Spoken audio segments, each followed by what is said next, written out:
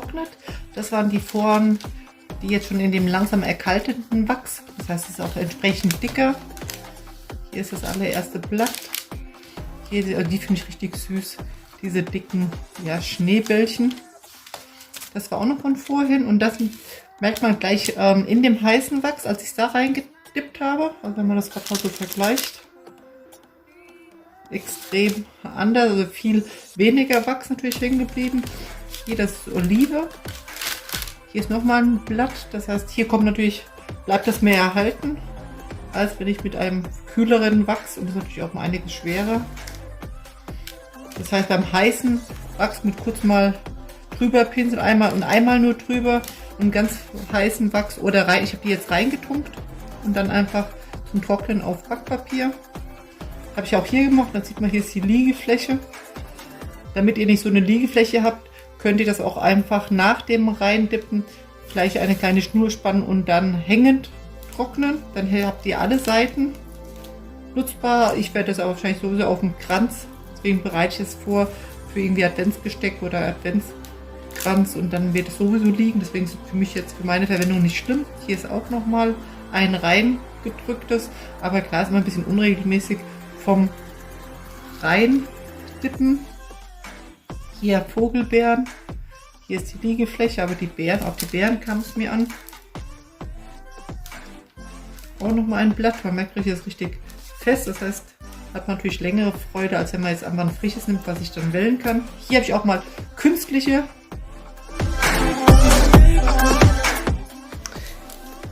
So, jetzt möchte ich euch noch eine andere Idee zeigen, wie ihr schöne Dekorationselemente selber basteln könnt. Einfach aus Mandarinen oder Clementinenschalen. Die habe ich jetzt hier schon mal heute Morgen geschnitten. Ihr braucht einfach eine Schere. Guckt, wenn ihr die Mandarine oder Clementine schält, dass es an einem Stück ist. Ihr könnt es auch mit Orangenschalen, die sind einfach nur entsprechend dicker. Und dann könnt ihr entweder aufzeichnen das Motiv. Also ich zeige es euch einfach mit einem Herz. Also wird einmal zweimal die Rundung geschnitten.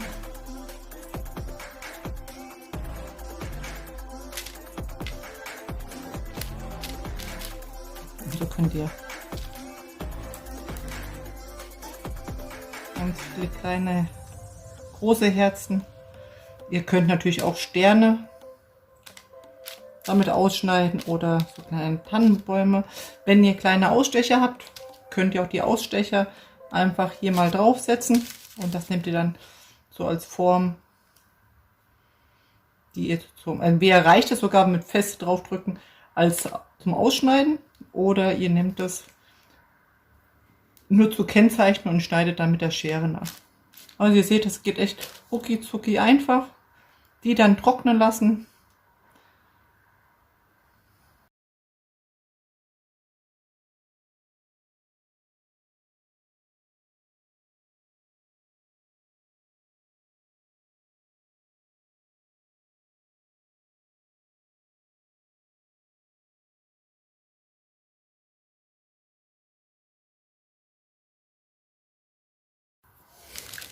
So, und heute möchte ich euch zwei Möglichkeiten zeigen, wie ihr so Zapfen, die zwar schön sind zur Dekoration, aber irgendwann in der Winterzeit möchte man ja nicht immer nur auf braun gucken. Also es ist alles schön, aber manchmal möchte man dann auch ein bisschen die Schneelandschaft, also ein bisschen was mit Weiß. Da zeige ich euch jetzt mal ein paar Ideen.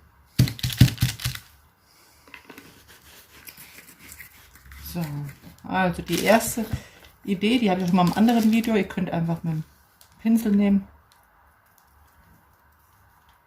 und betupft einfach so ein bisschen den Zapfen.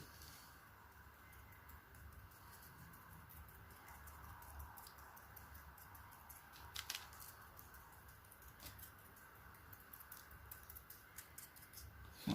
Alternativ, ihr macht das ein bisschen, verteilt es bis auf dem Backpapier. Nehmen wir so einen Zapfen, nehmen wir jetzt mal einfach mal einen recht kleineren. Der schon ab ist der, genau. Und dann rollt ihr den einfach. Das heißt, da braucht ihr keinen Pinsel, könnt ihr auch einfach rollen. Dadurch entstehen manchmal vielleicht stärker, das heißt, dann kann man natürlich nicht so einzeln diese Stellen, aber man ist natürlich schneller fertig. Das ist die Variante 2. Dann könnt ihr die weiße Farbe, also ich habe in dem Fall jetzt weiße Acrylfarbe, und natürlich ein bisschen mehr. Und da ist Wasser drin, das war ein alter Joghurtbecher. Das heißt, da muss ich jetzt noch ein bisschen mehr weiße Farbe reinmachen. Das ist jetzt Acrylfarbe. Ihr könnt auch Kreidefarbe nehmen, je nachdem, was ihr habt.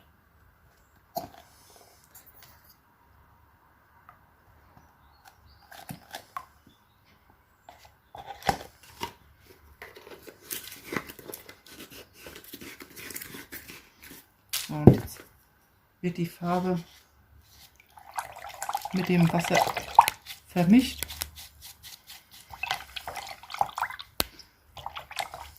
So, mal gucken, ob genug Farbe drin ist. Das ist sozusagen immer sozusagen so ein bisschen für ganz leicht angegraut. Das ist noch ein bisschen zu wenig.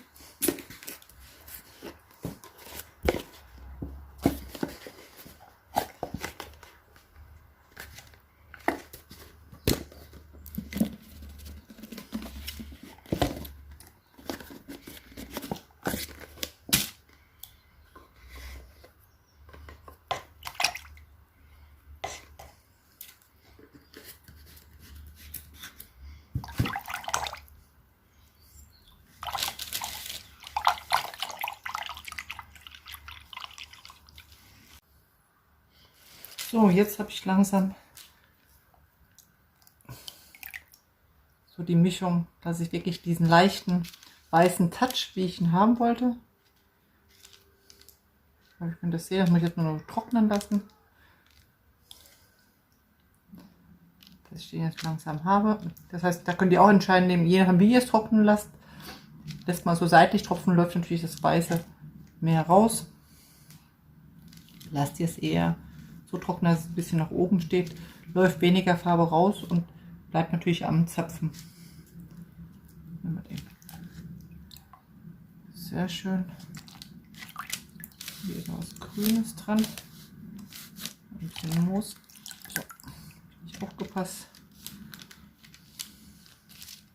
Und so könnt ihr das, was ihr auch manchmal ja zum Kaufen, was es auch einfach gibt, dieses leicht weißliche, das könnt ihr so ganz einfach selber machen. Und das Schöne ist, es ist auch nicht jetzt für einmal Winter, sondern ihr könnt, wenn das fertig ist, ihr könnt die ja aufbewahren und dann habt ihr jedes Jahr eure eigenen kleinen weißen Zapfen oder was ihr auch immer so dann einfach dekoriert.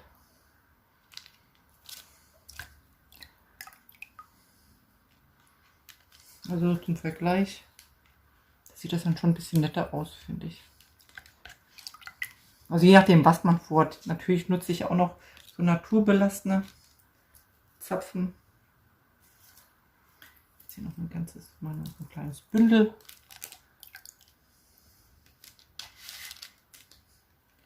So färbe ich mal verschiedene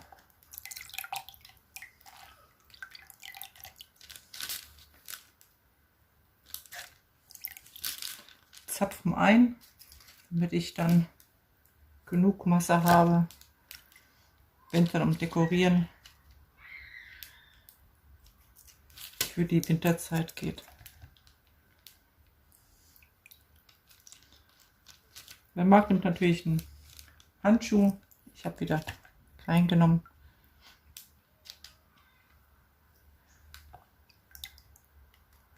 Merke ich immer erst dann, wenn die Finger bunt sind. Was ihr auch machen könnt, natürlich die eine Technik mit der anderen mischen. Das heißt, ihr drückt erstmal sozusagen die klaren weißen Punkte hier in den Zapfen. Und dann leuchten die Enden dadurch einfach auch mehr. Das sieht eigentlich ganz gut aus. Also mache ich es hier gerade mal andersrum. Das heißt, er war jetzt schon drin. Da geht es auch, aber andersrum, glaube ich, hält es besser. Also erstmal in die Farbe rein.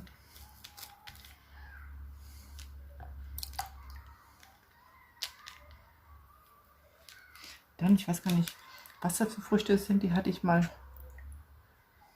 auch so. Das sind gekauft, so trocken Dekorationsfrüchte. Und ich fand die aber so auch ein bisschen wie so Sterne.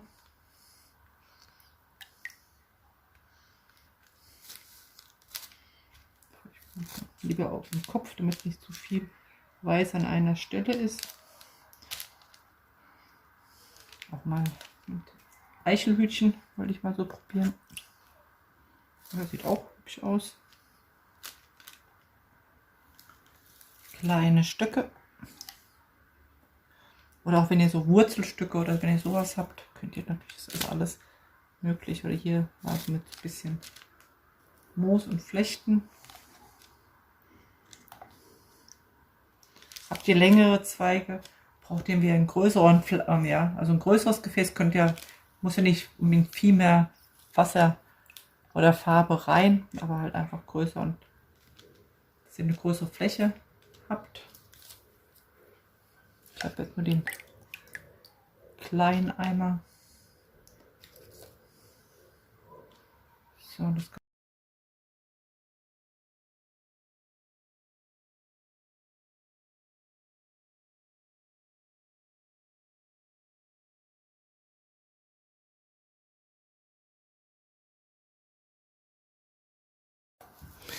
so, hier habe ich jetzt noch eine Variation. Wenn ihr jetzt nicht mit Acrylfarbe oder Kreidefarbe, mit welchen Farben arbeiten möchtet, dann könnt ihr einfach flüssigen Bastelkleber etwas nehmen.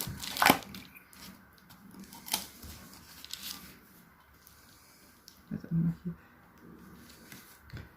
bisschen, das ist ja auch jetzt wieder einfach Backpapier.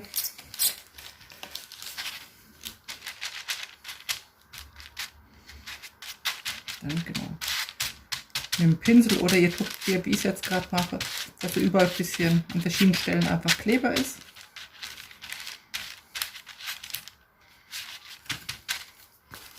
Und dann macht ihr noch einen Haufen oder so einen Klecks mit Salz. Und dann wird der Zapfen einfach durch diese, ja, mit seinen Klebeflächen. Aber guckt, dass nicht so, genau, dass hier noch die Zapfenanteile gut erhalten und das noch gut sehen kann. Also einfach ein bisschen Kleber dran.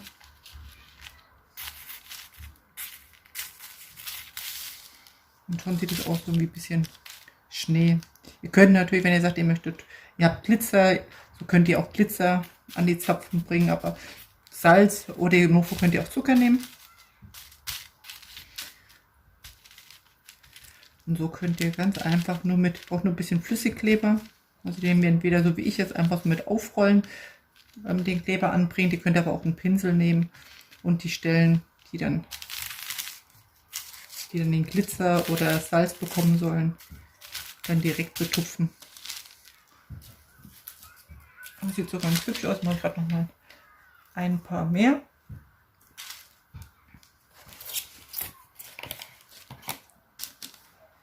Und noch mal ein bisschen Kleber. Also guckt entweder, ob ihr bewusst einen Kleber nimmt, der ein bisschen weiß abtrocknet, weil ihr noch für den Weißeffekt haben wollt. Das ist jetzt ein Bastelkleber, der wird nachher transparent. Also ich habe jetzt, also ich würde euch immer einen transparenten empfehlen, damit das, was ihr eigentlich dann beklebt, also wie im Texas Salz, dass das dann zur Geltung kommt und nicht eigentlich Kleberfarbe.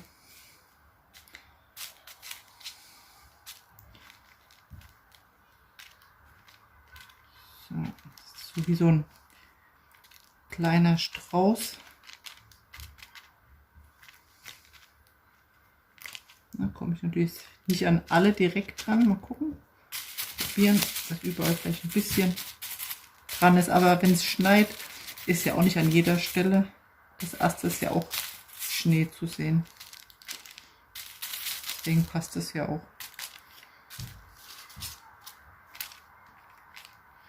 Nochmal ein kleiner. Ihr könnt das natürlich auch noch kombinieren, dass ihr sagt, okay, ihr habt welche mit noch weiße Farbe, lasst die trocknen, wie bei den vorherigen Zapfen und dann macht ihr, wenn die getrocknet sind, dasselbe nochmal mit dem Kleber und entweder Glitzer oben drauf, Salz oder Zucker.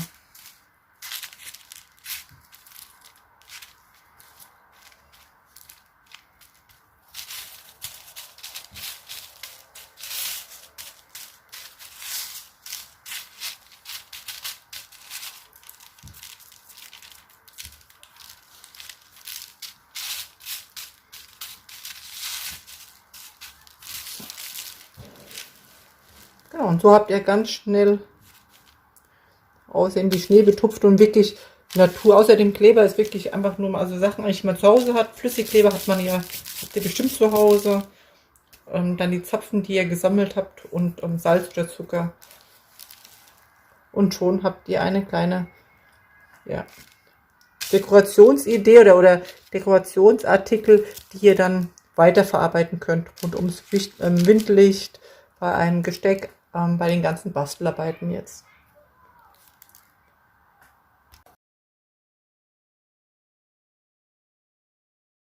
Was ihr auch machen könnt, wenn ihr richtig mit Farbe arbeiten wollt, das ist einfach jetzt mit silbernem Spray. Das heißt, ich habe diese Zapfen, die im Original oder in Natur so aussehen. Lärchenzapfen, die habe ich einfach mit Silber-Acrylspray besprüht, trocknen lassen, fertig. Und hier, das war auch von so einer Baumfrucht bei uns im Park.